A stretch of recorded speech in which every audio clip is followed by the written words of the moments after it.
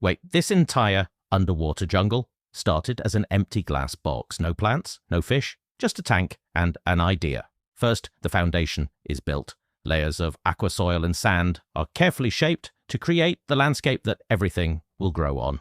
Then, the structure goes in. Huge pieces of driftwood are placed one by one, forming the skeleton of this underwater forest. Next comes the slowest part of the process. Every plant is added by hand, using long tweezers, turning bare wood and sand into a living jungle. Once everything is planted, the tank slowly fills with water. Bubbles rise, the plants begin to settle, and the entire ecosystem starts to come alive. Over time, the water clears, the plants spread, and the aquascape transforms into a balanced underwater world. And finally, the moment everything has been building toward, the fish are introduced from a completely empty tank to a thriving underwater rainforest.